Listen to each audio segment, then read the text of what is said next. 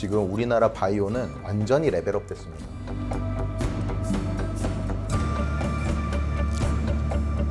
(8월에는) 바이오 안 사고 못 베길 겁니다. 고정 댓글을 타고 오세요. 오랜만에 모셨습니다.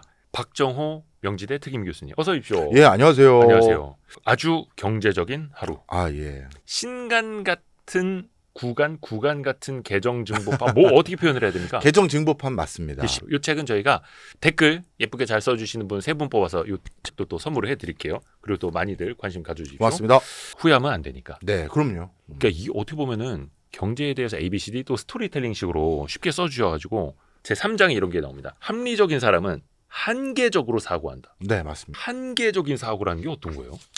말씀을 드릴게요. 예. 우리가 경제학에서는 어떤 경제 행위를 한 단위 더함으로 인해서 생기는 수익, 생기는 비용, 요걸 가지고 결정을 해야 네네네. 그렇죠. 가장 최적의 경제 상황을 선택할 수 있는 것이지 네. 그냥 무턱대고 총량적으로 어떻게 하자 이렇게 접근했을 때는 절대 가장 적합한 값을 찾아낼 수 없다. 네. 이렇게들 얘기를 합니다. 이걸 요즘 소비 쿠폰도 이슈가 되니까요. 그걸 비유로 설명을 좀 드리면요. 좋습니다. 요즘 영세 소상공인 분들 되게 어려워서 다들 고민 많이 하시잖아요. 예. 그런데 저도 예전에 뭐 소상공인 관련해서 진흥하는 여러 프로젝트에 참여해 본 적이 있었는데 네. 그때마다 너무 마음 아픈 게 있었어. 어떤 따님하고 예. 어머니가 예. 따님도 이혼하고 어머니도 이혼을 진작해서 우리 모녀가 이 가게 운영해서 이 식당 운영해서 우리 둘이 이제 남은 평생 행복하게 살아보자 하고 창업을 하신 거예요. 네.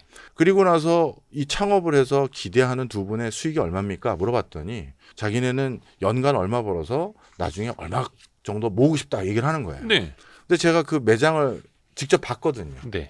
그 돈을 모으는 게 불가능한 매장이에요. 어떻게 뭐 왜냐하면 테이블 수라든지. 숫자 그리고 회전율 그리고 가동률이 평균 얼마였을 때 계산 나오잖아. 그걸 생각 안 하고 무턱대고 한 거예요. 그런데 세계적인 프랜차이즈 업종이라든가 이런 데는 어떻게 그러면 매장의 사이즈를 결정하느냐. 일단 절대 손해를 보면 안 되지 않겠습니까? 네. 그래서 어떻게 생각을 하냐 하면요. 여기서 방금 말씀드렸던 한계적인 사고를 합니다. 설명을 드릴게요. 한계적인 사고를 알아라. 예를 들어서 우리 그 Y스트리트와 제가 예. 그 백화점에서 우리 Y스트리트의 자랑인 YG 부스터를 판매하기 위한 매장을 열기로 했습니다. 예. 그러면 우리 대표님이 저한테 형님 우리 매장 크기 어떻게 해야 되는 거예요? 했을 때 네. 이것도 한계적인 생각으로 우리가 결정한다는 거예요. 매장을 한 평 넓힐 때마다 그럴 때마다 들어가는 비용이 있겠죠. 그렇죠. 임대료가 당연히 더 높아지지 않겠습니까? 그렇죠. 그러면 매장을 한 평에서 2평으로 늘릴 때 임대료가 얼마 상승하는지 그 상승분하고 매장의 크기가 한 평에서 2평으로 넓어지니까 그 층에 올라온 그 백화점 이용객들이 우리 매장이 눈에 더 잘 띌 것이고 그래서 우리 매장까지 이어와서 그래서 우리 YG 부스터를 구매하는 비율이 늘겠죠. 네. 그러면 그것은 매장을 한 평 더 늘림으로 인해서 얻게 되는 수익이 되는 거잖아요. 자, 그런데 그러면 여기서 한계라는 거는 우리 입장에서 매장을 결정하는 사람 입장에선 네. 매장을 한 평 더 넓힐지 말지 결정하는 걸 한계라고 얘기할 수 있고 예.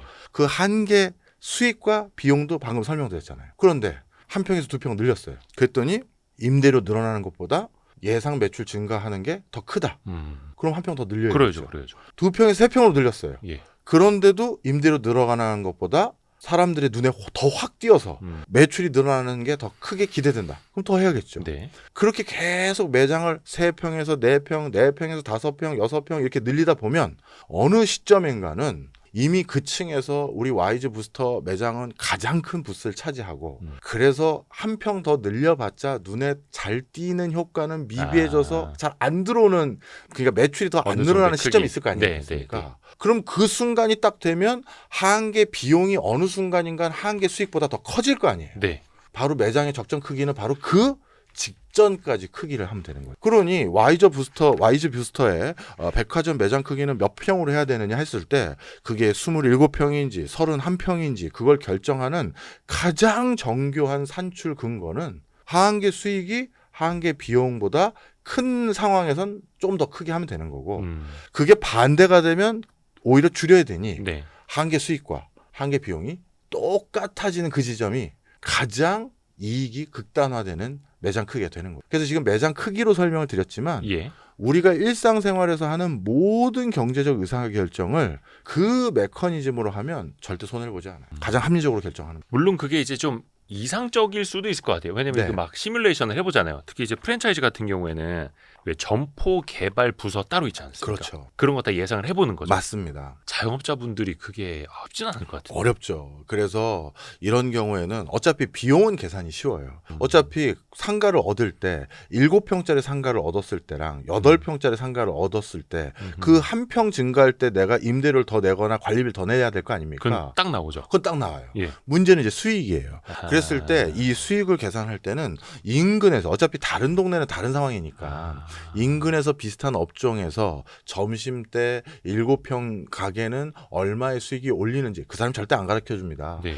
앉아서 식사 같이 해봐야죠. 천천히 먹으면서 점심시간 11시 반부터 1시 반 사이에 몇 명씩 오는지 며칠 봐야 되는 거예요. 그리고 7평대는 이 정도 오고 10평대 정도 매장되는데 한번 가보자. 이렇게 해서 그 근처에 또 살펴보는 거죠. 그래서 나름대로 추정치를 계산하셔야 돼요. 그렇다면 우리 같은 경우는 평타를 쳤을 때 너무 낙관적이면 안 되니까요. 우리는 어느 정도가 금액이 나오겠구나. 그러면 내가 사업했을 때 이 사업을 통해서 달성하고자 하는 목표 매출이라는 게 있을 거 아니겠습니까? 네. 그거에는 이건 못 미치네. 그러면 아예 접던지 아니면 매장을 크게 해서 우리가 이 정도 수익은 거둘 수 있는 그런 규모감 있게 해야 될지 판단을 하던지 바로 그런 객관적인 지표를 찾아야 되는데 네. 그냥 어머니랑 처음에는 작게 시작하자고 해놓고 이걸로 몇 년 안에 뭐 하자 해버리는 말도 안 되는 매출 목표를 잡는다? 이건 뭐가 잘못된 거죠. 근데 이제 주변에서 흔히들 많이 볼 수 있죠. 그런 많아요. 자영업하시는 분들 식당도 내가 어떤 요리를 잘하니까 주변에서 이거 맛있다고 하니까 그리고 가게 한 10평, 20평으로 하면은 테이블 몇 가지 이제 돌릴 수 있으니까 딱 거기까지는 생각하시는데 이 수익 구조를 예상하기가 쉽지 않죠. 항상 예상은 더 낙관적으로 하게 되죠. 그럼요. 난 잘 될 것 같고. 예. 바로 그래서 음. 이 책은 아예 소상공인들이라든가 중소 중견기업들이 예상 사업 계획안을 수립하는 책을 목적으로 쓴 건 아니에요. 그 전 단계인 기본적인 경제적 로직들 예, 이런 것들이 어떻게 접근돼서 내가 장사를 하거나 소비를 하거나 투자를 할지 이런 것들을 알려드리기 위한 서적이었다 이렇게 보셔도 돼요. 그러니까 그건 이제 자영업 특히 이제 식당을 예시로 좀 들어 주셨는데 네. 이제 공급자가 이해해야 할 한계가 다르고 예. 소비자가 이해해야 할 한계가 다르다면서요. 그럼요. 소비자도 마찬가지입니다. 우리가 우리 둘이 또 등산을 갔어요. 예. 그래서 정상 언저리 왔는데 예. 거기에 그냥 얼음에 쟁여놓은 시원한 그 콜라를 파는 거예요. 예. 그거 한 모금 마시려고 딱 했더니 세상에 산 정상에서 판다고 콜라 한 캔이 10,000원이래. 뭐 그럴 수 있어요. 산 정상에서. 그러니까요. 네. 그런데 10,000원이지만 우린 기꺼이 사 마시죠. 왜? 음. 갈증이 너무 나잖아요. 그래서 한 캔씩 했어요. 그래서 갈증이 풀렸느냐? 안 풀렸어요. 근데 두 번째 캔을 마십니다. 그런데 갈증이 아직도 안 풀렸어요. 근데 처음 그 청량감보다는 좀 줄었겠죠. 네. 그래서 세 번째를 마시려고 하니까 이거는 이제 10,000원이 아까워지는 시점이 그쵸. 되잖아요. 바로 이런 간단한 소비 환경도 한계적인 판단을 하는 거예요. 하나 마실 때, 2개 마실 때, 3개 마실 때 느낌이 다 다르거든요. 마치 뷔페 레스토랑 가서 우리가 접시 한 접시 비우고 2접시 비우고 3접시 비울 때 그 포만감이 다른 것처럼 그게 만족감이거든요.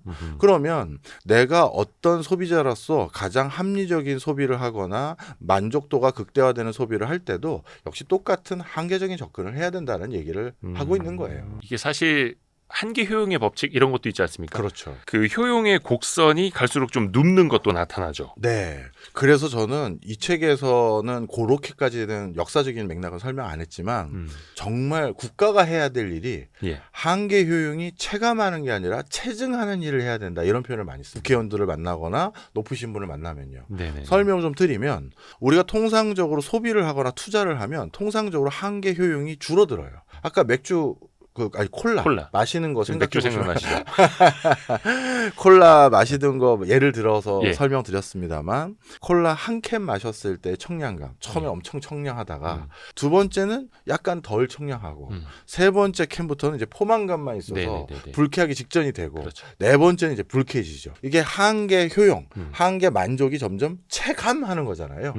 그런데 국가는 이런 데는 계속 돈을 쓰면 국가가 돈을 쓴 것보다 국민들이 누리는 만족감이 떨어지는 거예요. 근데 국가가 어디다가 돈을 쓰면 오히려 한계 효용이 체증하냐 하면 대표적으로 그 중에 하나가 교육입니다. 예를 들어서 우리 대호 기자님이나 제가 예. 교육을 배우려고 할 때 뭔가 네네네. 국가가 우리 같은 사람들 교육받는데 지원을 해줄 수도 있잖아요. 네. 그럼 사실 우리가 교육받는 가장 큰 목적은 우리 하는 일에 도움이 되거나 아니면 나에게 도움되려고 교육을 받는 거지 않습니까? 그래서 이건 지극히 개인적으로 이득이 생기는 행위를 국가가 지원한 게 맞긴 합니다. 그런데 우리 둘이 교육을 받아서 저는 예를 들어서 뭔가 이상한 기술을 개발하거나 과학기술을 육성했다든지 우리 대호 대표님 같은 경우는 좋은 경제 컨텐츠를 만들어서 사람들이 투자를 합리적으로 할 수 있게끔 지원했다든가 하면 네. 이건 교육으로 인해서 우리 둘만 얻게 되는 효용만 있는 게 아니라 플러스 알파가 더 생겨버린 거잖아요. 교육받은 사람들이 추가적으로 또 아주 좋은 순기능을 얻었을 거고 저도 과학기술 개발에 육성했기 때문에 그게 또 창업이나 제품에 이어질 수도 있었고요. 또 그럼 그게 또 다른 꼭지를 또 만들어내겠죠. 그래서 국가가 해야 될 일은 이렇게 한계 효용이 점점 체증할 수 있는 일을 더 많이 해야 된다는 거예요. 그래서 역사적으로 이런 거를 가장 많이 했던 우리나라의 최고의 정치가가 그래서 대왕이라는 호칭을 받는 거죠. 세종대왕. 세종대왕. 한글 발명이 가져다준 효용은 아직도 체증하고 있죠. 그러네요. 그렇죠. 그 다음에 시국이나 그 당시 과학기술을 육성했던 것은 그 당시도 발전이 있지만 지금은 그게 우리나라를 대표하는 문화예술품으로 또는 문화재로 인증받아서 외국인 관광객 유치라든가 또 우리에게 다른 또 효용을 또 주는 거잖아요. 바로 그래서 이번에도 또 우리 새로운 정부가 들어서긴 했습니다만 그런 정부들의 관계자들도 우리가 쓴 돈이 단순히 지금 상황에만 국한되는 것이 아니라 후세에도 계속해서 뭔가 이득을 남길 만한 일을 찾아서 자꾸 거기다 돈을 더 많이 써주시길 바라는 마음이죠. 어떻게 보면은 경제적으로 최고의 효과를 이뤄낸 최고의 정치인이 세종대왕이다. 그렇네요. 그러니까 그때 일회성으로 끝나는 정치, 정책 혹은 어떤 소비 쿠폰 이런 것뿐만 아니라 그냥 당당하게 뜯으세요. 목이 말라서요. 제가 이제 주스를 하나 드렸는데 예. 네. 당당하게 드십시오. 네. 한 개까지는요. 네. 효용감이 되게 높을 겁니다. 한 5개 드려봐. 왜 이러세요? 야, 그러네요. 그래서 이왕이면 같은 한정된 자원이면은 교육 쪽으로 투자를 하는 게 가장 네. 효용 가치가 높아지는 거고 그게 체증하는 거고 예. 어떻게 보면 우리나라는 다른 자원이 없기 때문에 네. 인적 자원에 많이 또 투자를 했던 거잖아요. 그럼요. 교육 측면에서. 맞습니다. 그렇게 해서 어떻게 보면 부가가치가 가장 높은 나라가 될 수 됐죠. 있었던 거고. 예. 일맥상통하네요. 네, 맞습니다. 그래서 또 지원해야 될 게 창업 지원해야 되고 그래서 좋은 회사가 생기면 그 회사가 매년 일자리 창출하는 것은 얼마일 것이며 수출하는 것은 얼마일 것이며 그래서 그 회사가 세계적인 회사가 되면 우리나라 국가 브랜드가 높아지는 효과 등등 엄청난 한계 효용 체증을 유발할 수가 있는 것입니다. 왜 회사에서도 네. 직원 재교육 이런 거 많이 하잖아요. 네. 그것도 중요하겠네요. 그렇습니다. 맞습니다. 그래서 재창업, 재교육, 꾸준히 또 교육을 끊이지 않게 해야 되는 게 어떻게 보면 이게 또 경제적으로도 맥에 딱 닿는 거라. 네. 체감이 아니라 체증되는 네. 방식으로. 오, 너무 재밌다. 네. 기업 입장에서 좀 해볼 수 있는 것들 몇 가지 좀 이야기를 해볼게요. 네. 이게 고객과 뭐 밀당한다라는 표현도 있고요. 네. 소비자를 유혹한다라는 것도 있어요. 네. 아까 매장 크기 말씀드렸으니까 예. 매장 크기를 가지고 설명을 드려볼게요. 예. 일본에 이온그룹이라고 해서 커다란 유통사를 운영하는 우리로 따지면 이마트 같은 거 운영하는 회사가 하나 예, 있습니다. 근데 거기 설립자가 굉장한 명언을 했어요. 뭐라고 했느냐. 대도시에는 대형마트의 크기를 중소규모로 하고 중소도시에 가서는 아주 큼지막하게 하고 이리가 나올 법한 외진 동네에 가서 대형마트를 할 때는 무진장 크게 지어라. 우리의 상식과는 조금 정반대죠. 반대인데요. 예, 그 이유가 있습니다. 그래야 경쟁을 피할 수 있다는 거예요. 자, 생각을 해보십시오.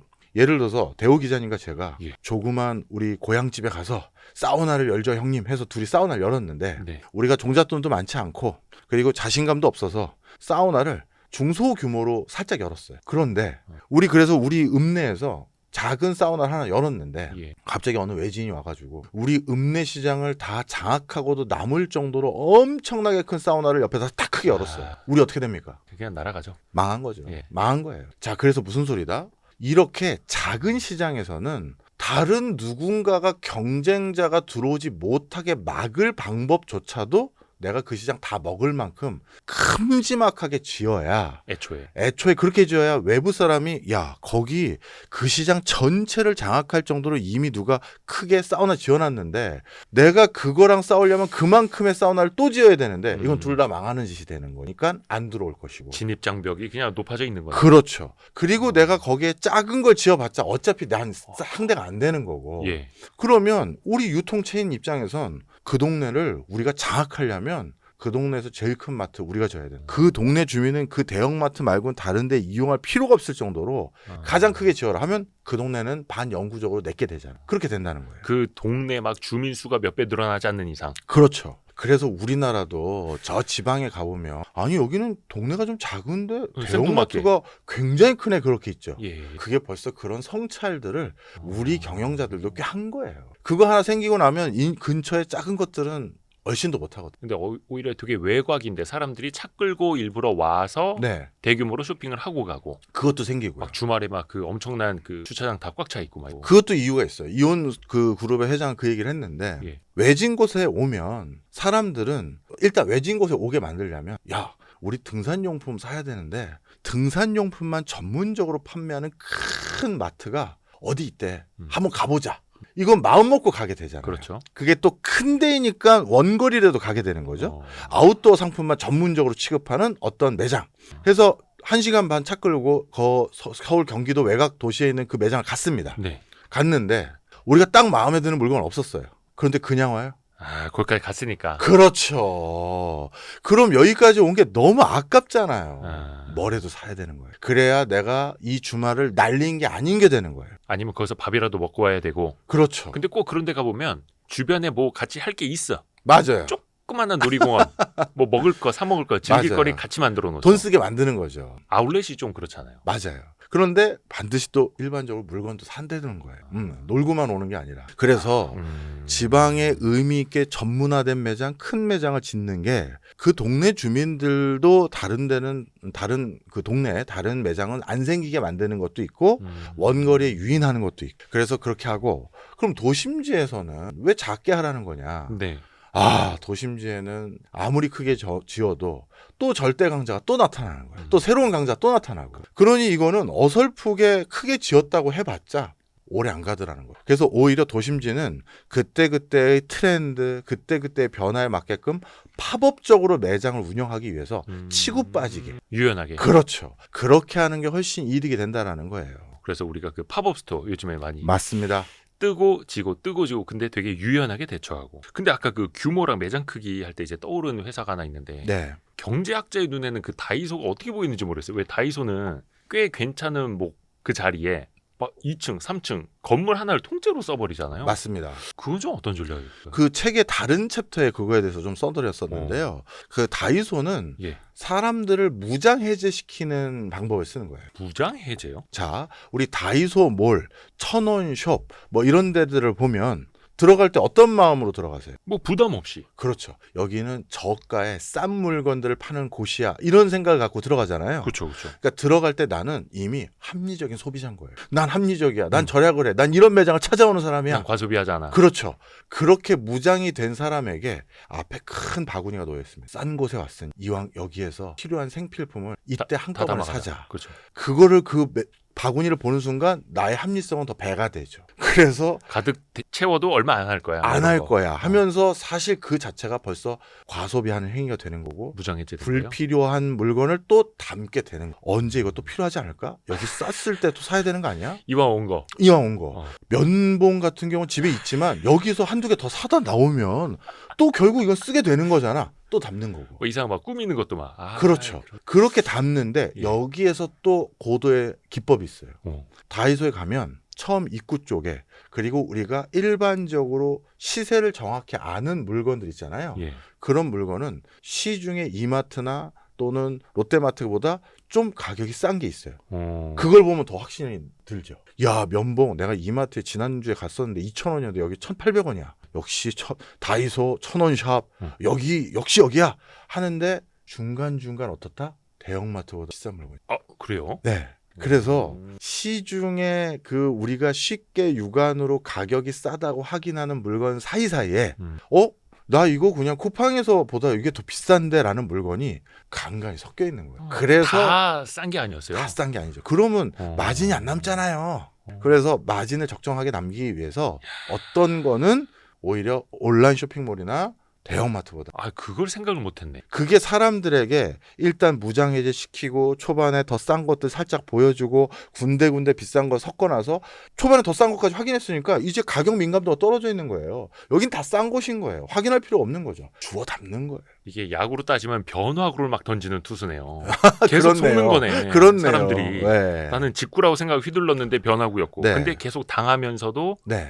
당하는 줄 모르는 거고. 표현이 그렇습니다. 좀 그렇긴 합니다만. 자, 그런데 그런 데서 야. 왜 매장이 크냐? 엄청 크죠. 그 이유가 그 바구니에 자질구레한 것들을 다 가득 채워야지만 이 회사는 박리다매로 이득을 남길 거고, 그리고 싼 물건을요. 싼 물건이니까 조악스럽다. 소비자들은 그런 거 원하지 않습니다. 또 품질이 나쁘진 않죠. 그렇죠. 품질이 실제 나쁘지 않는 것과 품질이 좋게 보이는 건 다른 거예요. 자, 싸구려 물건을 판다로 쳐봐요. 네. 그런데 이걸 싸구려 물건이니까 디스플레이도 잘 안 해놓고 매장의 관리도 잘 안 해놓으면 아이, 진짜 허접한 물건처럼 보여요. 저 어릴 적에 뭐 천냥백화점 이런 데 많았거든요. 예. 그런 데가 이제 그랬죠. 맞아요. 옛날에. 그런데 그런 거는 싸지만 품질은 안 좋겠네라는 부정적인 인식을 심어줘요. 네. 그런데 싼데 어떤 코너를 갔더니 탑조명으로 딱 예쁘게 비춰주면서 그 물건만 몇 개만 딱 DP가 돼 있거나, 또 어떤 데는 아주 예쁘게 딱 뭔가 관련 상품과 같이 구분해 놓는다. 그렇게 뭔가 DP를 잘 해놓으려면 매장이 클 수밖에 없어요. 그래서 매장이 크다는 게 첫째, 싸고 허접한 물건이라고 안 보이게 하려면 DP를 깔끔하게 하기 위해서 매장이 나름 커야 되는 게 있고, 저렴하지만 깔끔하게. 그렇죠. 그다음 두 번째, 개미지옥을 만든 거. 한번 들어가면 나오려면 못 빠져나와. 한 3, 40분 걸려서 돌아다니다가 또 한두 개, 또 하나하나 짚을 때는 비용이 얼마 안 되니까 그쵸, 그쵸. 부담이 없잖아. 2,000원. 뭐 이거 2,000원, 이거 3,000원, 이거 5,000원, 돌아왔더니 25만 원. 다 합쳤더니 이런 거죠. 여러분도 느끼고 계시죠? 다이소 같은 경우에도 이제 저희 집 아이들도 되게 좋아하거든요. 지나가다 저도요. 다이소다. 그래서 네. 뭐 잠깐 뭐 필요한 것만 사온대요. 30분째 안 나와. 승진아 빨리 나오라 막 전화하고 막 주차장에 네. 있으면서. 바로 그런 개미지옥. 일상생활에 소소한 경제적 트립 또는 경제적인 어떤 뭐랄까요, 인센티브 이런 걸 이해할 수 있는 것들을 많이 정리해 본 거죠. 재밌습니다. 네. 저는 또 개인적으로 궁금한 게 그 다이소가 5,000원 이하 제품만 팔고 있잖아요. 네, 과연 그게 언제까지 가능할까? 그러게요. 되게 궁금해요. 네, 인플레이션 시대. 제조 단가는 계속해서 올라갈 텐데. 근데 다이소 같은 전략도 어떻게 보면은 이 한계를 잘 이용을 하는 거고요. 그렇습니다. 매장 크기 그 네. 적정선을 잘 그렇죠. 찾은 케이스가 네. 되는 거고. 이거 재밌다. 또 하나 좀 한계에 관련돼서 또 어떤 이야기를 해볼까? 그 비용 편익 분석 이런 게 책에 나오는데 네. 이거 조금 어렵지 않습니까? 이건 좀 경제학적으로도 좀. 예, 맞습니다. 그런데 모든 국가의 사업뿐만 아니라 개인도 비용 편익 분석을 해야 된다라는 말씀을 드린 거예요.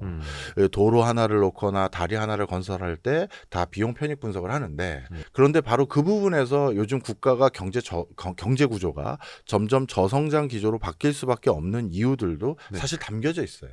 예를 들어서 우리 경부고속도로를 놓을 때 1km의 도로를 놓을 때 투여되는 비용과 아하. 저기 이제 경부고속도로는 났으니 네. 지선을 뽑아야 될 거 아닙니까? 네. 옆에 반개 어떤 고속화 국도라든가 그거 1km의 도로를 놓을 때 들어가는 비용은 얼추 비슷해요. 그래요? 왜냐하면 경부고속도로 아스팔트로 2개 차선 까는 거랑 예. 이 지선에 2개 차선 까는 거에 실제 건설 단가가 뭐가 차이가 있겠어요? 그잖아요. 그러다 보니 이 도로를 놓는 비용은 비슷한데 경부고속도로라든가 아니면 호남선이라든가 경인고속도로는 와, 하루 이용객이 엄청난 고속도로잖아요. 네. 그러니 그때는 메인 도로를 놓을 때는 비용 대비 그걸 이용하는 사람의 숫자가 너무 많기 때문에 네.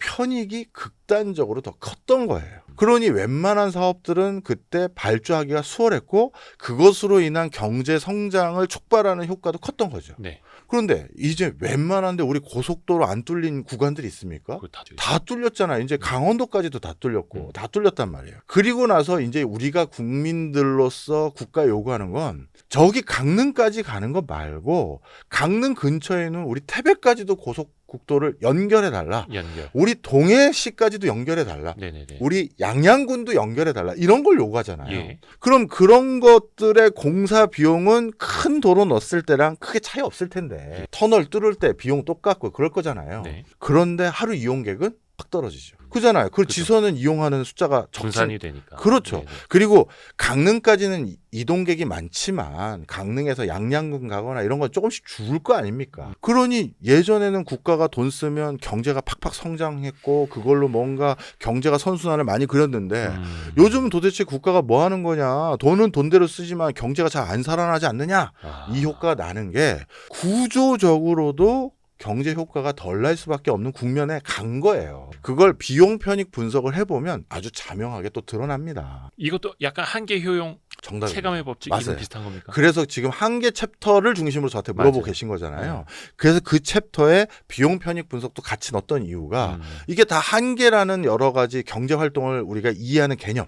한계적으로 이해하다 보면 다 이해가 된다. 왜 국가는 이렇게 되고 왜 매장 크기는 그렇게 결정되고 왜 매장 우리가 소비할 때 콜라나 이런 거 소비할 때는 어떻게 되며 이런 것들을 다 경제적으로 우리가 이해할 때 앞에 한계, 마지널이라는 그 개념을 담고 이해하면 된다. 이런 뜻이죠. 우리가 처음에 그 고속도로를 타고 어딘가로 여행을 갈 땐 굉장히 빠르게 가서 체감하는 그 효과도 엄청 컸지만 네. 나중에 되면 이제 그게 당연시 되고 음. 고속도로인데 좀만 막히면 이게 무슨 고속도로야 저속도로지. 아, 그렇네요. 이런 것도 그런 거예요. 네. 근데 이제 국가가 돈을 써도 경제가 좀 쉽게 살아나지 못하는 그런 이미 이제 기성장해 있는 그런 상황이긴 한데 그렇다고 해서 정부가 또 돈을 안 쓸 수도 없고 그렇죠. 경제는 살려야 하고 그래서 최근에 보면요. 네. 사업 타당성 조사를 면제하는 케이스들이 나타나요. 원래 정부에서도 예를 들어서 1,000억 원을 투입을 했을 때 효과가 얼마인가를 타당성을 조사해서 이게 좀 우월하다고 나와야 사업성 있다고 해야만 투입을 하고 네. 아니면 드롭 시켜버리잖아요. 맞습니다. 이건 안 되겠습니다. 예산 아깝습니다.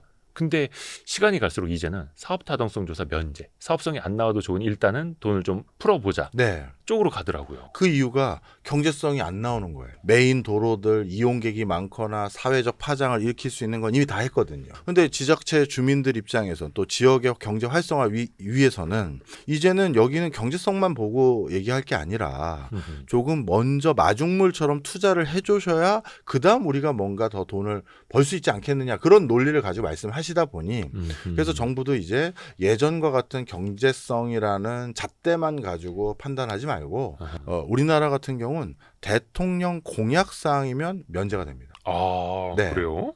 그래서 국정과제에 들어가면 면제가 돼요.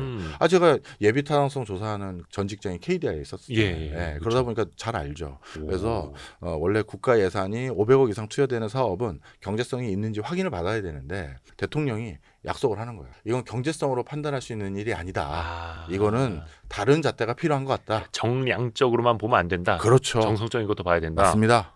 때로는 정치적인 목적으로 악용하는 경우도 있어요. 내가 이쪽 지역에 표를 받아야 되니 여기는 도저히 뭐 항만이 들어설 수 있는 경제성이 없는데 아하. 이용객도 없을 건데 항만을 만들면 그것 때문에 조선소도 생기고 회사가 오지 않겠느냐. 오케이 내가 해줄게 하는 경우도 없다고 볼 수는 없습니다. 그러니까 왜 트램 같은 것도 그렇고 그렇죠. 특정 지역 경정철. 경저적 기업 공항도 그렇고 네. 대부분 SOC가 점점 위험한 발언을 많이 하시네요. 아니 어디라고는 안 했습니다. 어디라고는 안 했습니다. 근데 이제 왜 네. 뉴스 보면은 만들어 놓고도 이용객이 거의 없는. 그게 문제죠. 그래서 저는 솔직히 뭐 오늘은 뭐 제 책을 화두로 경제에 대해서 얘기를 하고 있습니다만 아주 경제적인 하루, 아주 경제적인 하루. 요 책 네. 여러분 댓글도 많이 써주십시오. 예. 그런데 이런 생각도 솔직히 듭니다. 예전에는 네. 70년대, 80년대만 하더라도요. 공항을 지으면 네네네. 철도를 놓으면 고속도로를 놓으면 그것 때문에 지자체가 발전한 게 맞아요. 그게 기폭제가 되는 게 맞았습니다. 네. 근데 지금 같은 상황은 아닐 수도 있어요. 이제 사회가 성장하고 번성하는 시점이 아니잖아요. 축소되고 줄고 이제 뭔가는 접어야 되고 이런 상황에서는 도로 놓는다고 예전 같은 똑같은 효과가 안 생길 수도 있어요. 그래서 더더욱이 선택 혹은 포기가 되게 중요한 시대인데 네. 근데 이게 또 정치적으로 맞물리다 보면은 안 되더라고요. 그게 그게 문제죠. 정치인들이 그거를 또 해줘야 되는데 네. 정치인들 손으로 그걸 하기는 쉽지가 않잖아요. 그래서 책의 어느 챕터에는 제가 일본 얘기를 했어요. 야. 일본의 고속전철 사업에서 도저히 여기는 여기 안 생겨야 되는 지역에도 여기 많이 있어요. 일본의 신칸센 타보면 전철역 같은 거요? 예, 그게 일본 중의원들이 자기 지자체 역 만들어야 된다고 민원 투영해서 만든 거예요. 그러다 보니까 신칸센 그 고속철도가 어느 구간에선 저속. 마을버스처럼 다녀요. 아니 불과 1분 전에 섰는데 또 쓰네 고속철도가. 근데 이제 조금 KTX나 뭐 이런 것도 좀 그렇게 된 게 있고 네. GTX도 마찬가지잖아요. 그럴 수 있죠. 여기에다 세워야 네. 된다 막. 그래서 그 지역 주민들 입장에선 그게 수건 사업일 수 있지만 또 국가 차원에선 또 맞지 않는 결정일 수도 있어서 참 앞으로 고민이 많을 겁니다. 그러게요. 이 책에서도 비용 편입 분석 이게 양날에 주의해야 된다. 네, 맞습니다. 양날의 검이라고. 네. 그런 것도 약간 좀 그런 거고. 근데 이게 정책적으로 어찌 됐든 간에 우리가 결국은 선택을 해야 하는 것. 네. 그러면 이제 해당 주민들 입장에서 이해를 해줘야 하는데. 네. 그래서 이게 또 경제를 공부한 사람과 모르는 사람은 또 다를 수밖에 없다는 거예요. 그래서 책을 또 많이 읽으시기 바라겠습니다. 아주 경제적인 하루 이야기를 하고 있고요. 좀 이슈되는 것도 좀 몇 가지 네, 좀 여쭤봐주세요. 여쭤보고 싶은데 벌써 한 달이 다 됐네요. 그 부동산 대책 627 네, 네. 부동산 대책 이후에 일단 서울 지역의 부동산 오름세 완전히 꺾였더라고요. 네, 맞습니다. 이게 부러지듯이 꺾인 건 아니고 네. 상승세가 완전히 이제 누운 네. 거죠. 그러니까 정확한 표현은 하락으로 반전된 건 아니고 상승률이 크게 둔화됐다라고 보시면 될 것 같습니다. 그런데 제가 저도 이제 유튜버니까 예. 다른 유튜브 채널의 썸네일들을 보잖아요. 예. 근데 약간 오해가 있었던 건지 아니면 썸네일을 좀 세게 쓴 건지 모르겠는데 예. 대통령을 비롯해서 그 어느 누구도 이번 정권의 수뇌 부분들이 예. 6.27 대책을 내세우면서 부동산 가격을 떨어뜨리겠다라고 표현하신 분은 한 분도 없어요. 급등했다. 이거를 막아야 된다라고 말씀. 그러니까 조금 과거에는 더 과격한 표현들이 있었죠. 지금 집 사면 뭐 폐가망신다 그렇죠. 막 이런 식으로. 네. 근데 이번에는 그런 식으로 표현하신 분이 한 분도 없었어요. 급등세를 완화하겠다. 그래서 쉽게 말해서 집값 안정화라는 단어들을 오히려 많이 썼거든요. 그 안정화라는 단어라는 관점으로 이번 정책을 평가하면 안정화가 맞죠. 아하. 마포 집값 같은 경우는 6월 23일 기준으로 주간 상승률이 0.98이었어요. 1% 올랐다는 거예요. 어마어마한 거죠. 그러면 52승 하면 1년이잖아요. 그러니까 52주니까 1년이. 그렇죠. 2배 돼요. 어. 마포의 레미안자 붙은 84제곱미터 그 평형대가 통상적으로 20억이 좀 안 돼요. 17억에서 19억 되거든요. 예. 그런데 1년 뒤 나면 그럼 그게 40억이 좀 안 된다는 거예요. 이게 말이 안 되잖아요. 그러니까 2025년 상반기 같은 기울기로 올라간다면 계속 된다면 그 추세가 위험하긴 했죠. 야, 이건 말이 안 되는 거잖아요. 아무리 부동산 뭐 이게 상승론자 뭐 하락론자 이걸 떠나서 이건 진짜 말이 안 되는 겁니다. 그래서 이번에 정책으로 누르자, 안정화시키자. 이거는 적절한 정책으로 보여져요. 그런데 오해하시면 안 됩니다. 시장을 우리가 감성적으로 보면 안 되잖아요. 네. 그리고 나서 어떻게 됐느냐? 부동산이 떨어진 게 아니라 마포 집값은 한 달 지난 지금 시점으로 봤을 때 주간 상승률이 0.3 정도로 내려갔고 성동구도 0.3734 이 정도로 내려왔어요. 주간 상승률이 0.3만 해도 많은 오른 거죠. 네. 근데 1% 가까이 올랐을 때보다는 3분의 1 토막 난 거니까 많이 안정화된 거죠. 완만해지는. 네. 그리고 강남 3구의 재건축 재개발 아파트 같은 경우는 약간 더 올라갔어요. 주간 상승률. 그래서 물론 주간 상승률이 계속된다는 건 아니지만 한 달 지난 시점에 객관적으로 평가할 수 있는 건 통계밖에 없으니까요. 네. 그래서 정리하자면 최상급지는 별다른 영향은 없었고 그러고 오히려 최상급지가 토호제로 묶이고 난 뒤에 가장 광폭 행진을 했던 마포, 성동, 강동 이쪽 지역은 확실히 안정감을 되찾았다. 그런데 이게 이상하게 상승세 둔화를 하락으로 읽으시는 분들이 많더라고요. 그냥 뭐 헤드라인을 치고 꺾였다 이렇게 할 테니까. 그래서 그런가 봐요. 꺾였다 보니까 야 떨어졌네. 이거는 잘못 이해하신 거예요. 그러니까 이게 이렇게 이거 잘 안 보이는구나. 네. 이렇게 가던 게 이렇게 꺾였다가 아니라 네. 이렇게 가던 게 이렇게 꺾였다. 그렇죠. 예. 그러니까 하락이 아니고 아. 상승세가 크게 둔화된 거다라는 걸 꼭 기억하셔야 돼요. 이게 저도 지난 한두 달은 이렇게 부동산이 많이 오르면 국가 망한다라고 생각할 정도로 걱정이 많았어요. 서울 집값을 기준으로 때. 너무 올랐으니까요. 초에부터 막, 예. 그래서 이건 진짜 잘한 정책인데 그렇게 부동산이 그래도 너무 광폭으로 오르는 거 다 싫어하는 사람이라 하더라도 또 우리가 객관적으로 판단을 해야 되잖아요. 절대 떨어진 건 아니고 안정감 있게 조정이 됐다는 게 중요한 거고 그다음에 우리가 또 부동산을 취득한 사람들이 다 투기꾼들은 아니잖아요. 아 그럼요. 우리 기자님도 어떻게 보면 자녀들에게 좋은 집에서 좋은 환경에서 살 수 있는 좋은 아파트 있으면 옮겨가고 싶은 거잖아요. 예. 이게 실수요인 거지 뭐 꼭 투기는 아닌 거고. 1주택자. 물론 좋은 집으로 옮겨갔을 때 이왕이면 그 집이 몇 년 뒤에 만약에 처분하게 될 때 조금 올랐으면 희망하는 게 투기입니까? 그건 누구나 똑같죠. 그렇죠. 그래서 집을 사는 사람들을 모두 투기 세력으로 보면 또 안 돼요. 그건 말도 안 되는 겁니다. 물론 투기하는 분들이 간간히 섞여 있고 그분들 때문에 가격이 팍 뛰는 부분도 있어서 그런 부분이 있긴 있지만 어디를 투기로 보고 어디를 투기로 안 볼지를 구분하기가 너무 쉽지가 않아요. 예를 들어서 교수님 그게 무슨 소리입니까? 1주택자들은 다 투기가 아니죠. 저 절대 동의 못해요. 왜냐하면 이런 사례들이 있어요. 내가 솔직히 그 동네 집을 살 필요는 없었는데 부동산 대세 상승기에 서울 외곽 지역이 조금 집값이 튀니까 예를 들어서 파주에 집을 샀어요. 이건 내가 실수할 생각도 없고 내 직장에서 거기에서 출퇴근하기도 맞지도 않아요. 근데 갑자기 파주에 세입자를 구하기 어려워졌어요. 그래서 내가 들어가 살게 됐어요. 그럼 국가 통계에선 집주인이 들어가 살고 있으니 실수요자네, 투기 세력이 아니네 이렇게 분류하겠지만 이 스토리를 보면 이게 투기 세력이 아닙니까?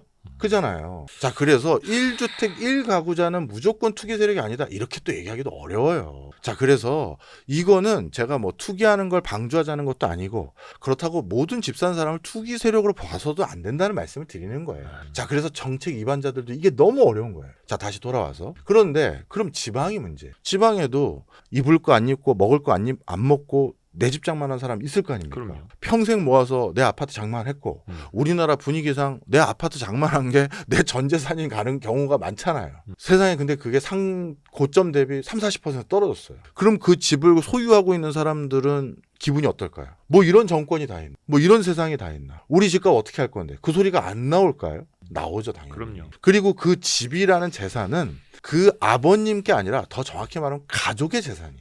이 집 나중에 일부 처분해서 우리 큰아들 장가 갈 때 뭔가 혼수라도 해준다든가 그리고 나는 조금 작은 집으로 이제 애들 다 키워놓은 다음에 이사 가려고 했는데 네네네. 집값이 고점 대비 30-40% 떨어지면 내놔도 안 사는 사람들 많거든요.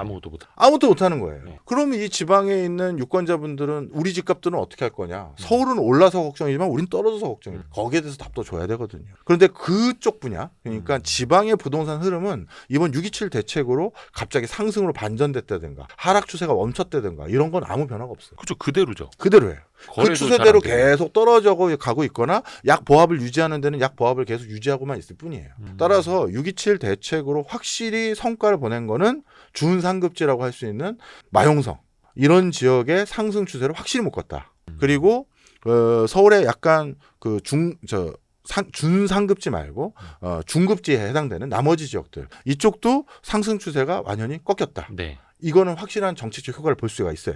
그런데 안타까운 게 한 달 지나고 났더니 이게 어떤 풍선 효과를 가져다 줬냐면 전세가가 조금 올라요. 네. 그리고 월세가가 또 올라요. 전세도 이제 귀해지는 데다가 예. 일가개선도 기피하는 것도 있었고 월세로 전환되는 것도 빨라지고 있고. 그렇죠. 뭐 상식적인 거였잖아요. 네. 원래 나는 실수요든 투기든 간에 마포에 집을 살려고 했는데 대출이 묶여서 못 사게 됐어요. 그런데 그러면 경기도 쪽으로 나가서 원거리 출퇴근 해볼까 했던 사람인데 그거 너무 불편할 것 같다. 그럼 서울에 전세 살자. 매매할 걸 전세로 돌린 사람이 일부라도 있겠죠. 네. 그럼 원래 서울에 전세 살려고 했던 사람과 매매해서 전세로 돌린 사람이 경합을 벌리겠죠. 그럼 집주인 입장에선 전세 내놓을 때 전세 가격 올려야겠네. 요즘 전세 찾는 사람이 늘었네. 야, 7억에서 8억을 올려. 이렇게 되는 거잖아요. 사람 심리가. 네네. 그래서 전세 가격 상승이 일어났고 그랬더니 어떤 일이 생겼다? 원래 난 전세를 살려고 했던 사람인데 전세 가격이 올라서 전세를 못 사게 된 거예요. 그럼 월세로 가는 거죠. 그럼 또 월세 찾는 사람이 또 늘었네? 야, 월세 50만 원 올려봐. 이렇게 되는 거잖아요. 그래서 지금 한 달 동안 이걸로 정책을 다 평가할 수는 없지만 지금까지의 결과는 전세와 월세의 가격 상승을 유도한 면도 일부 지역에서 지방은 아니고요. 네. 네, 일부 지역에선 확인됐다. 과거에는 이제 풍선 효과라고 해서 지역별로 여기 누르면 여기가 튀어오르고 네. 이런 게 있었는데 지금은 그냥 서울 매매를 눌러 놓으니까 네. 전월세가 튀어올라가 네. 이런 식으로. 근데 저는 그런 궁금증도 들어요. 서울 수도권 6억 원 이상 대출 금지가 이제 시행이 된 게 한 달 조금 넘었는데 과연 정부가 이 규제를 네. 얼마나 이어갈 수 있어요? 오래 갈 수는 없죠. 왜냐하면 이거는 오해하시면 안 되는 게 전 세계 OECD 모든 국가들이 해주는 국가의 서비스였어요. 뭔 서비스냐? 서비스. 사회초년생이든 신혼부부든 갑자기 이직을 한 사람이든 황혼 은퇴를 한 사람이든 이런 큰 일신상의 변화에 직면하게 되면 아이를 낳던 간에 갑자기 집이 필요해지거나 이사를 가야 되거나 네. 옮겨야 되는 사람들이잖아요. 네. 근데 집이라는 건 비싸단 말이에요. 그런데 비싸기 때문에 내가 그 돈이 없어서 거주 이전의 자유가 박탈당하거나 어떤 이동의 자유가 박탈당하면 사회적으로 이게 뭐랄까요? 경제가 원활하게 도는 게 아니거든요. 내가 좋은 직장 생겼는데 거기 근처로 이사갈 돈이 없어서 그 직장을 포기한다. 올바른 게 아니죠. 아이가 생겨서 아이방 있는 집으로 하나 더 늘리려고 했는데 네. 그게 없어서 애를 갖는 걸 포기한다든가 못한다. 이것도 올바른 게 아니잖아요. 그래서 OECD 모든 국가들이 모기지 론을 정부에서 적극 챙겼던 거예요. 네네. 어떻게든 더 빌려드리고 더 저렴하게 빌려드리고 이걸 해보겠습니다가 지난 반세기 이상 2차 세계대전 이후 많은 국민들에게 모든 국가들이 금과 옥조처럼 제공하려고 하는 기저였잖아요. 그런데 우리가 최근 이례적으로 너무 높았죠. 상승률이. 집값 상승률이. 그러다 보니까 그 정책 기조를 차단한 거예요. 안 해. 못 해. 무조건 소득이든 뭐든 6억까지만 돼. 이거는 합리성이 꼭 있는 건 아니에요. 하지만 이번에는 잘한 거라고 저도 봐요. 너무 급하게 올랐으니까. 그러니까 너무 과속을 하니. 네. 예.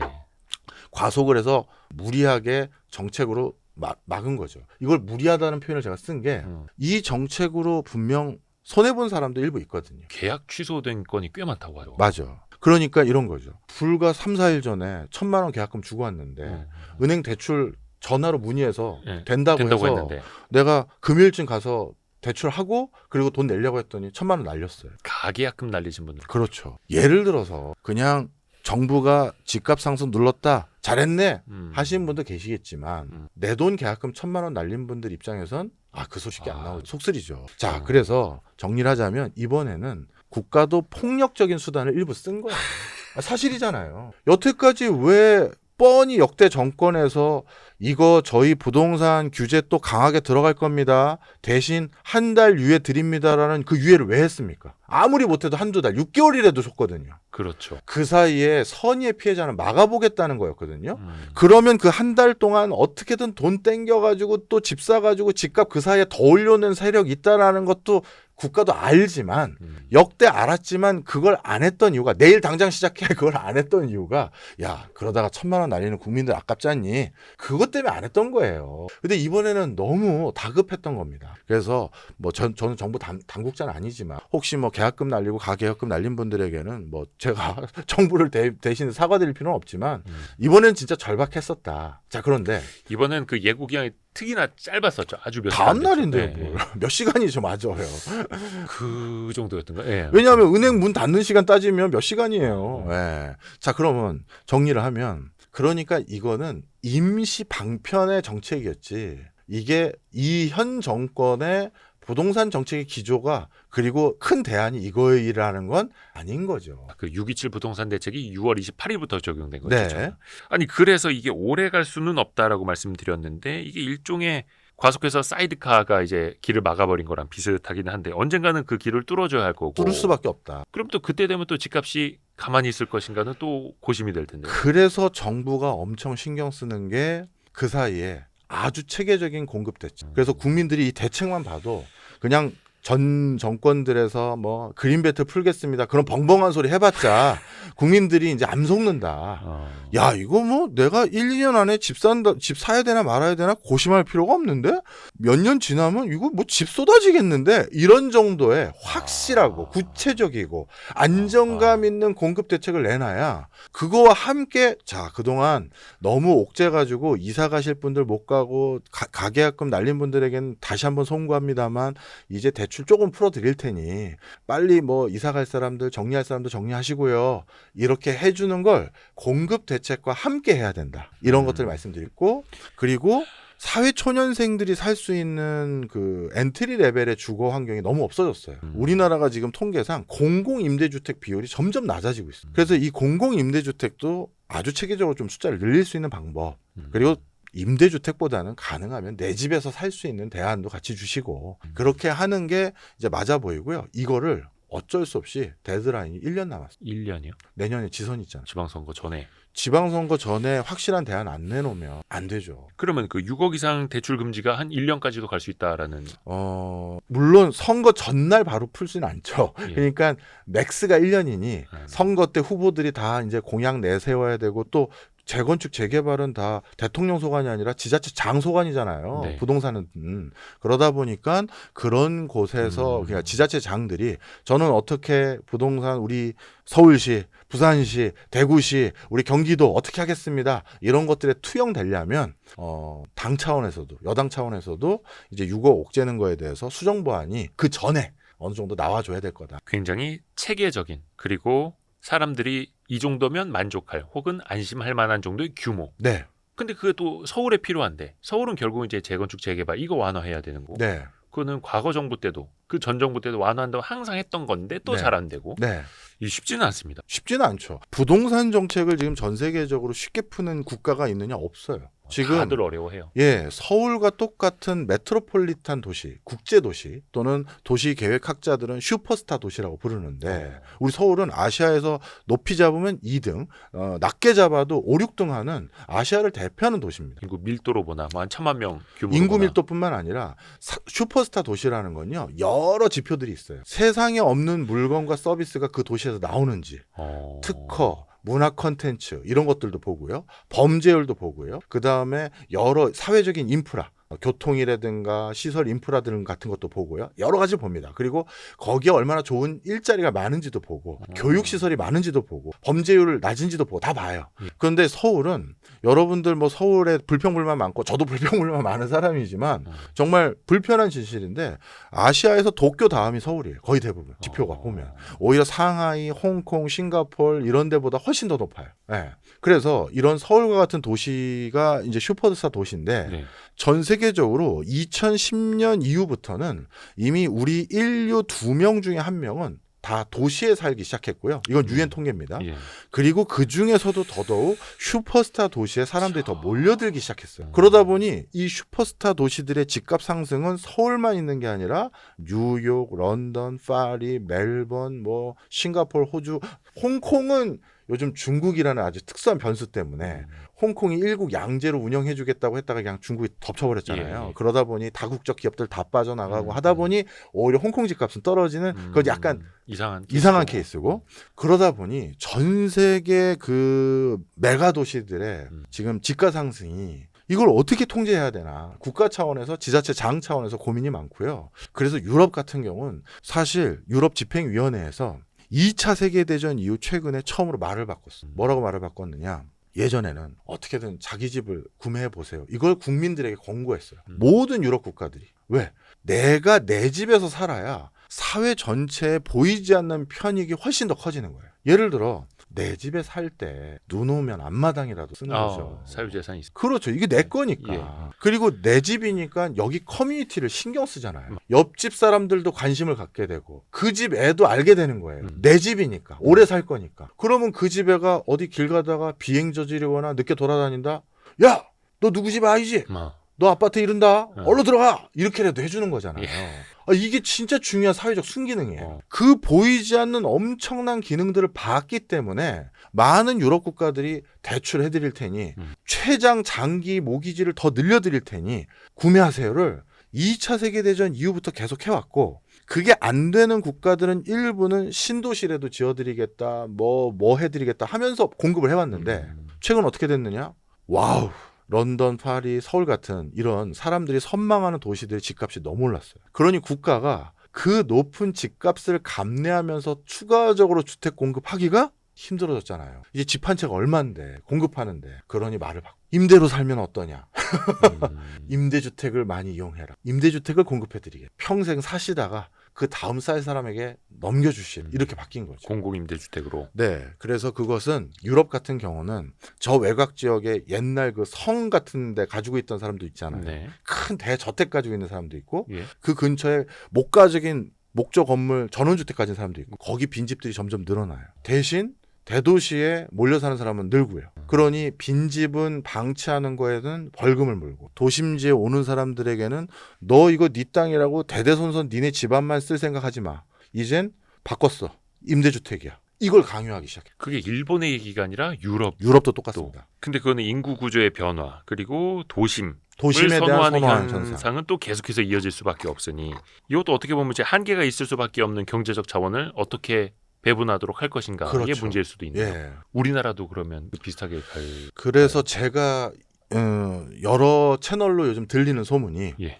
새 정부에서도 네. 임대주택에 대한 공급을 체계적이고 대규모로 늘리는 방안에 대해서 지금 스터디 중이라고 들어요. 서울 내에서요. 서울과 서울 바로 외곽에 있는 수도권까지. 3기 신도시를 비롯한 수도권에서. 그게 또 국민들한테도 어떻게 와닿느냐도 되게 중요할 것 같은데 아직까지는 그래도 뭔가 내 집 마련이라는 그렇죠. 그 네 글자가 국민들 가슴에는 또 강력한 꿈으로 남아 있고. 그럼요. 그래서 이번 임대주택은 예전에 한번 그렇다가 또 문매 맞은 정치인들 있잖아요. 뭐 이 정도면 잘 지었네 임대주택이 기억하시죠? 네. 한번 구경 갔다가 요 정도 사이즈도 뭐 애들 둘 낳고 잘 살 수 있겠네요. 그랬더니 진짜. 그 댓글 보셨죠? 난리 났죠. 네가 거기서 애 두 키워봐라 하면서 난리 그쵸, 났었잖아요. 그쵸. 그래서 이제 임대주택 지을 거를 그런 조악스러운 이 정도면 됐지 뭐 이런 마인드를 안 짓는 그런 것까지 같이 내놔야 하지 않을까요? 야 이렇게 좋은데 임대주택이라고? 야 그럼 뭐하러 집 사? 이 소리 나오게끔 해줘야죠. 근데 그러면 가장 이상적인데 뭐 당장 뭐 LH 같은 경우에도 뭐 부채 엄청나고 네. 그 재원이 있냐는 거죠. 저도 그게 걱정이 많이. 그러니까 그 한계가 있을 수밖에 없는 돈. 네. 아까 그래서 그 또 서울 내에서의 공급은 또 어떻게 할 것인가 이야기를 했는데 다주택자 규제는 또 계속되다 보니까 똘똘한 한 채 현상은 계속 이어지잖아요. 맞습니다. 과연 이게 달라질 것인가? 똘똘한 한 채를 선호하는 현상 자체가. 똘똘한 한 채 선호 현상은 규제뿐만 아니라 이제 트렌드가 돼버린 것 같아요. 왜냐하면 서울에 점점 수요는 느는데 공급이 충분하지가 못해요. 네. 그동안에 몇 번의 규제 그리고 단기간에 코로나19 이후 인플레이션이 급등했던 원인 그래서 건설사들도 공급에 주저했던 요인들 재건축 재개발이 계속 지연됐던 이유들 이런 것들이 태반 몰려 있거든요. 네. 그래서 새 아파트의 품귀 현상, 희귀 현상 이게 굉장히 공고해요. 그러다 보니 새 아파트가 귀해졌고 그걸 요충지에 지었을 때 거기에 대한 선망 수요는 높아져서 앞으로도 똘똘한 새 아파트, 얼죽신이라고 하잖아요. 그거의 현상은 당분간은 계속. 근데 이제 저희가 앞부분에 이 한계 예. 효용에 대해서 이야기를 들어봤는데 이제 새 아파트는 원체 귀하다 보니까 이게 얼마나 더 많아져야 사람들에게 더 효용 가치를 더 줄 것인가는 아직 멀은 거죠. 아직 먼 거죠. 솔직히 말씀드리면 이게 또 이런 마음 아파하시는 분들이 많을 텐데 저는 서울은 공급이 아직 많이 부족하다고 솔직히 말씀드려요. 그렇죠. 뭐 네. 특히 새 아파트는. 새 아파트는. 그래서 어떤 분들은 그런 말씀도 하세요. 그래도 한 2010년대에 지은 네. 한 10년에서 15년 안짝만 있어도 준 신축이다. 네. 이게 준 신축이라는 표현 어떻게 하다 이런 표현까지 나오게 됐는지 모르겠는데. 근데 이게 또 딜레마인 게요. 우리 유럽 보면 100년 된 아파트 아직도 잘 쓰잖아요. 아유 그럼요. 네. 근데 여기에서 우리가 어폐가 있습니다. 좀 기억해 주셔야 되는데 예. 유럽 같은 경우는 100년 된 150년 된 아파트도 잘 쓰는데 뭐하러 우리나라는 이렇게 계속 지어만 됩니까? 이게 그렇게 동일선상에서 보면 안 되는 게요. 예. 프랑스 파리의 그 상줄리제 그 거리 근처에 있는 아파트들 네. 이런 데들 보면 물론 100년 된 아파트들 많죠. 그런데 100년 전에 프랑스는 예. 세계에서 제일 잘 사는 나라. 200년 전도 세계에서 제일 잘 사는 나라예요. 런던도 마찬가지고요. 네.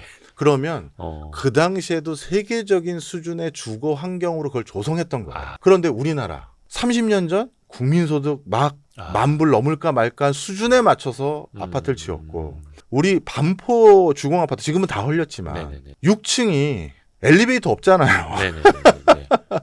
그래서 6층이 제일 쌌잖아요. 6층까지 어떻게 올라가냐. 엄마가 야 미안한데 슈퍼마켓 한 번만 더 갔다 와. 휴지 안 샀다. 그럼 욕 나와요. 또 내려갔다 오라고. 자, 그래서 그리고 연탄 아파트 기억나시잖아요. 네. 연탄 보일러 들어갔죠. 연탄 보일러 네네네. 들어간 아파트에 연탄 보일러 넣었어요. 그래서 우리나라는 유럽이나 이런 예전부터 서구 열강 국가들과 주거 환경을 똑같이 보시면 안 돼요. 우리 70년대 지어진 아파트는 그 당시 우리나라 국민 소득이 1인당 3,000불도 안 됐어요. 그래서 지금 3만 불, 4만 불 보고 있는 이 소득 수준에 맞는 주거 환경도 있어야 되는 게 하나 있고요. 그게 첫 번째. 그래서 다른 나라에서 몇백 년 쓰는데 뭔 소리냐. 그게 안 맞는 게 하나 있고 두 번째. 이것도 되게 제가 마음 아픈 건데 네. 우리나라는 새로 지어진 아파트 단지의 70% 이상을 예. 10대 건설사가 조성합니다. 그 10대 건설사 중에서 양대 축이 누군지 아시죠? 네네. 하나는 자이. 아니죠. 양대니까 현대건설, 예. 힐스테이트. 네네네. 그다음 또 하나가 삼성, 음. 레미안. 쉽게 말해 현대자동차 그룹이 아파트를 지었고요. 네. 삼성전자 반도체 만드는 회사들이 아파트를 짓는 거예요. 자, 이게 무슨 소리냐? 미국으로 따지면 테슬라가 아파트를 짓는 거고요. 엔비디아가 아파트를 짓는 거예요. 그러니까 세계적인 인류 기업 프론티어한 기업이 아파트를 짓는 거예요. 그게 무슨 소리냐? 계속 좋은 거를 재창조할 수 있는 역량을 가진 세계적인 혁신 기업이 주거단지를 만드는 거예요. 그건 또 뭐가 있느냐? 얘네는 10년 지난 아파트도 구닥다리를 만들어버릴 수 있는 혁신성을 가진 회사들인 거예요. 계속 발전시켜가면서. 그렇죠. 없었던 새 아파트들의 니즈를 찾아서라도 넣어주는 거예요. 그러니까 두 가지가 맞물려 있어요. 건설사가 조장하는 면 분명히 있어요. 주거로서 우리가 뭔가 새로 공급되는 그 환경을 보지 못하면 야 저거 끝내준다. 우리도 저거 있었으면 그렇죠, 좋겠다. 그렇죠. 이 생각 안 하게 되잖아요. 괜히 아파트 외벽에도 막 이렇게 네온사인처럼 뭐 불 이렇게 달아놓고 옥상인데 뭐 이런 거 달아놓고 막. 맞아요. 예. 그리고 사실 헬리오시티 왜 유명해졌습니까? 밥 지어주는 아파트. 이것 때문에 난리 났었잖아. 어머니들이 하굣길에 애가 나보다 일찍 왔어. 엄마 밥은 야 그러면 안 되겠다. 단지 커뮤니티 가서 밥 먹고 와. 요즘 뭐 조식 제공 뭐 이런 아파트. 그렇죠. 외국에 그런데 물론 있는 아파트도 있지만 만약에 그런 서비스 안 해주는 그 대도시 국가 얼마나 많아요. 북유럽에서 그런 거 해주는 데가 어디 있습니까? 그잖아요. 네. 만약에 그런 아파트 단지가 아무 데도 없으면 그런 니즈가 안 생겨요. 근데 그걸 헬리오시티에서 한번 맛보더니 소문 쫙 났죠. 그러면서 이제 모델하우스 돌아다닐 때마다 부모님들이 물어보죠. 여기는 밥 해줘요?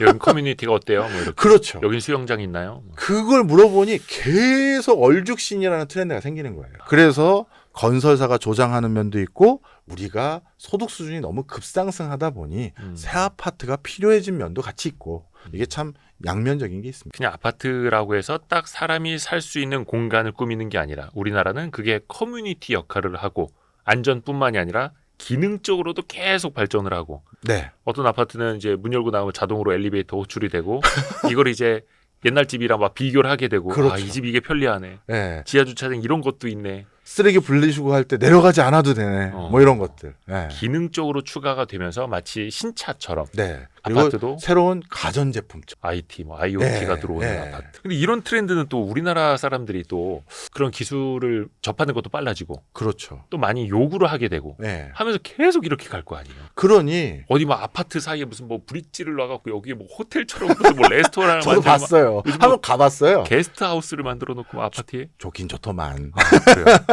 그걸 보고 오니까 저도 그리고 한 요즘 새로 이제 조만간 이제 완공될 때는 그 아파트 단지 옥상이 인피니티 풀이래요. 그러면 호텔이에요. 그러니까요. 그래서 저희 아파트 단지 옥상이 생각나더라고요. 노란색 물탱크가.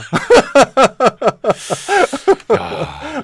근데 이게 인간의 본성상 더 나은 주거시설, 더 나은 기능, 네. 또 더 나은 옵션을 네. 찾게 되는데 유독 우리나라가 심하긴 심하네요. 생각해보면. 그렇죠. 그게 만들어진 부분도 있고 또 우리 소득이 올라가는 부분도 있다. 물론 이제 테슬라도 어떤 뭐 주거단지 뭐 ESS 활용한 뭐 이런 것도 이제 미래형 주택 만든다고 하고 도요타 같은 경우에도 뭐 미래형 우분시티. 우분시티인가요? 네. 뭐 그런 거 만든다고는 합니다만 또 어떻게 달라질지 모르겠네.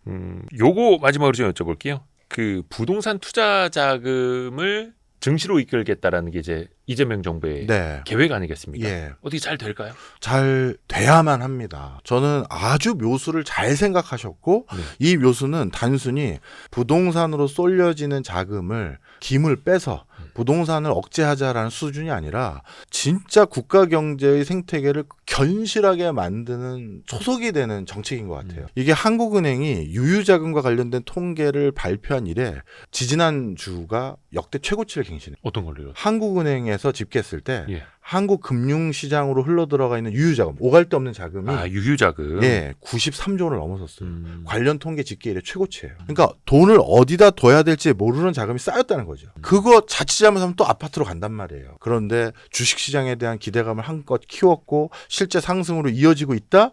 그러면 그 돈들이 상당 부분 주식시장으로 올 것이고 그러면 이게 산업자본화돼서 견실한 투자로 이어질 수 있지 않겠습니까? 그래서 이건 반드시 성공해야 되는데 이걸 성공하기 위해서는 이제 그 후속 대책이 필요합니다. 그동안 저도 뭐 개인 투자 오랫동안 한 사람으로서 얼마나 허망할 때 많았어요. 우리 국장 투자했다가. 아니 갑자기 물적 분할한다고 하질 않나. 뭐 말도 안 지금까지 배당 안 주는 건 그렇다 치더라도 물적 분할을 왜 하냐고. 기존 투자자들 다 피해볼 거 뻔히 그렇죠, 아는데. 그렇죠. 이제 이런 일들을 안 생기게 막아준다는 것 자체만으로도 호재가 돼서 저한테 가끔 이 질문 하세요. 아니 교수님 그거 주가 5,000원 어떻게 만듭니까? 실적이 그대로고 미래에 대한 전망이 그대로인데.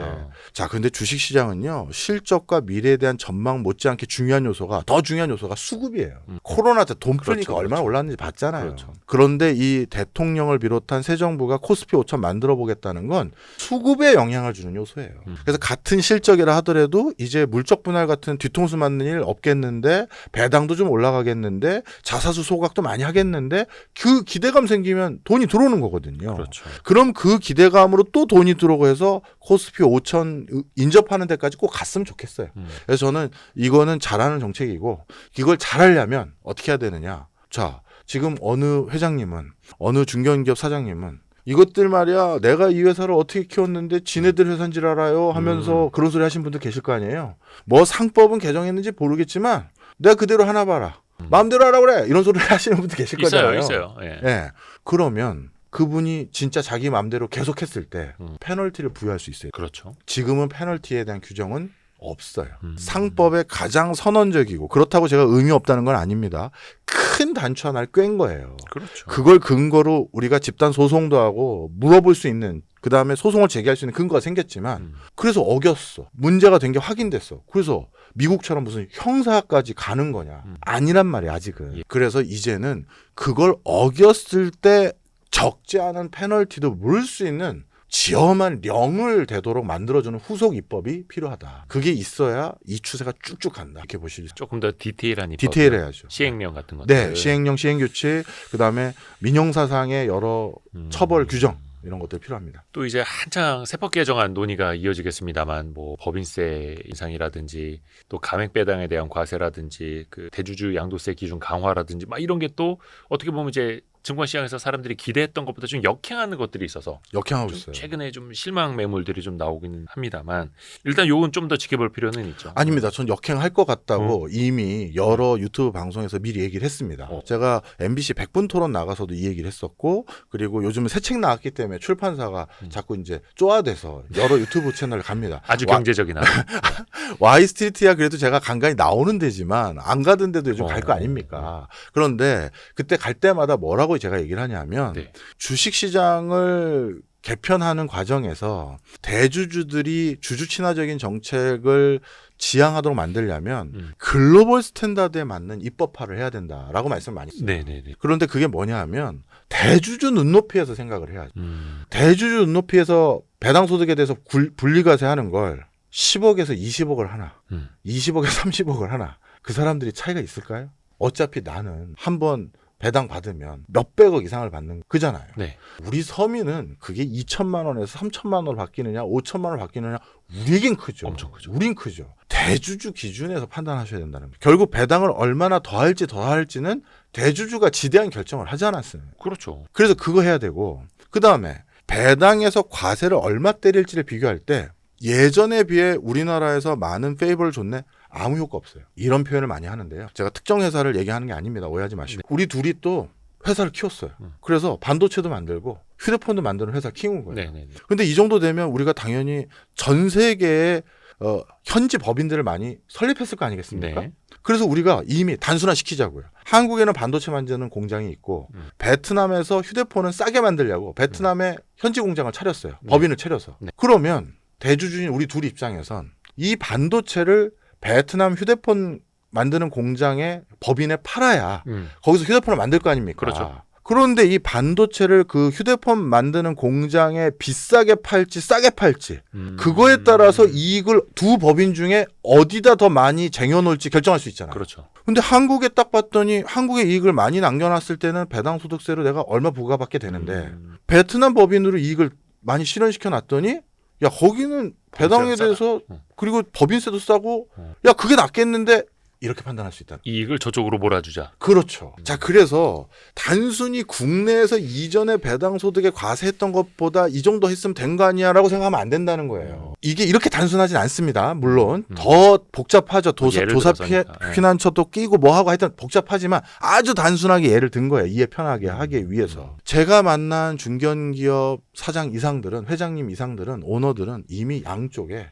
회계사, 변호사 다 끼고 그럼요. 단순히 로컬 베이스로 세금을 절세하는 방안 생각하는 분들이 아닙니다. 자, 그래서 최근에 자꾸 후퇴하는 듯한 모습이 우리 소시민들이 보기에는 아니 무슨 거기서부터 무슨 절세를 해주냐 안 된다 막 자꾸 이런 얘기가 들어가는 것 같아요. 저도 개인 투자자이지만 개미 투자자이고 작은 금액 투자하는 사람으로서 어떨 땐 허탈한 면도 있지만 대승적으로 봐야 됩니다. 기억을 해주셨으면 좋겠습니다. 그래서 이제 뭐 법인세가 됐든 뭐 배당소득 분리과세 그 세율이 됐든 우리 개인 투자자분들도 이제 선택지가 되게 넓어졌잖아요. 맞아요. 뭐 미국장이냐, 뭐 홍콩 시장이냐, 뭐 일본 시장이냐 선택지가 넓어진 것처럼 기업인들도 마찬가지고 해서 이쪽이 안 좋으면 뭐야? 뭐 아직도 국장하고 있어? 나 그냥 미장 갈래. 네. 라고 선택하다시 기업들도 마찬가지. 좀 더 그래서 대승적으로 봐야 한다. 예, 심지어 제가 아는 의사 세 분은 투자를 잘하세요. 또 본인들이 재미있어 하시고요. 근데 국내에서 내는 세금들을 절세하기 위해서 절세라고 해야 될지 탈세라고 해야 될지 뭐 불법을 한 건 아니니까요.